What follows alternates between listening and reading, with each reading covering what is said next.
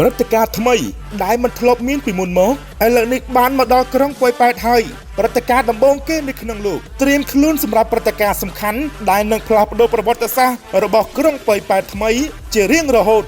នេះមិនត្រឹមតែជាបុណ្យសង្ក្រាន្តប៉ុណ្ណោះទេប៉ុន្តែនេះគឺជាពិធីថ្វាយបង្គំនៅលើយន្តហោះរួមជាមួយនឹងពិធីបុណ្យសង្ក្រាន្តចូលរួមពិធីបុណ្យពិសាខបូជានិងចូលរួមធ្វើបុណ្យទាំងអស់គ្នាបើកបទពិសោធន៍ថ្មីដែលមិនធ្លាប់មានពីមុនមកសូមអញ្ជើញបងប្អូនចូលរួមបង្កើតសុភមង្គលនិងទទួលបានពរជ័យដ៏អស្ចារ្យជាមួយនឹងយន្តហោះ Boeing 747 ខ្នាតយក្សដែលទើបតែមានជាលើកទី1ក្នុងប្រវត្តិសាស្ត្រកម្ពុជានៅក្នុងទឹកដីនៃក្រុងប៉ោយប៉ែតឃើញឆាកបណ្ដែតទឹកចិញ្ចៀនបណ្ដែតទឹកធំជាងគេនៅលើពិភពលោកដែលនឹងអណ្ដែតពីលើមេឃពេញបរិយាកាសដ៏អស្ចារ្យមួយនេះជាមួយនឹងកម្មវិធីដ៏សែនពិសេសដែលមិនធ្លាប់មានពីមុនមកនៅក្នុងព្រះរាជាណាចក្រកម្ពុជាដែលមានកម្មវិធីឋានសួគ៌747ឬក៏ Heaven 747ពិធីសុំទឹកភ្លៀងដែលភ្ញាក់ផ្អើលជាមួយនឹងភ្លើងពណ៌ចំនួន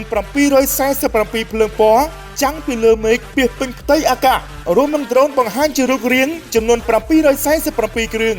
ដែលបានបង្ហាញជារូបរាងអក្សរនៅលើផ្ទៃអាកាសដ៏អស្ចារ្យកំជ្រួចចំនួន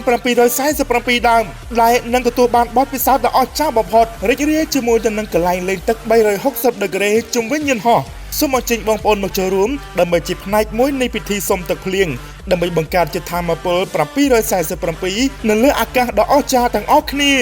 សំខាន់បំផុតព្រឹត្តិការណ៍នេះនឹងបើកជូនអ្នកទាំងអស់គ្នាដោយឥតគិតថ្លៃដែលមានការអញ្ជើញចូលរួមពីសំណាក់ DJ ល្បីៗនៅជុំវិញសកលលោកចំនួន23នាក់មកពីគ្រប់បណ្ដាប្រទេសមានដូចជា DJ Boost DJ Davison រួមទៅនឹង DJ ល្បីៗជាច្រើនរូបផ្សេងទៀតដែលកម្មវិធីដ៏អស្ចារ្យនេះនឹងចាប់ផ្ដើមនៅក្នុងថ្ងៃទី13ថ្ងៃទី14ដល់ថ្ងៃទី15ខែមេសាឆ្នាំ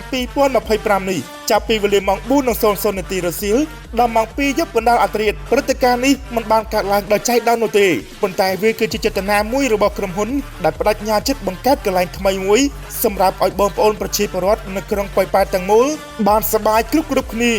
បើសិនជាបងប្អូនប្រិយមិត្តមានបំណងចង់ចូលរួមលក់សំបុត្រឬក៏ចង់ទិញតូបដើម្បីលក់ផលិតផលសូមតាក់ទងទៅកាន់ Channel ខាងលើនេះដើម្បីបំពេញបែបបទសូមអរគុណ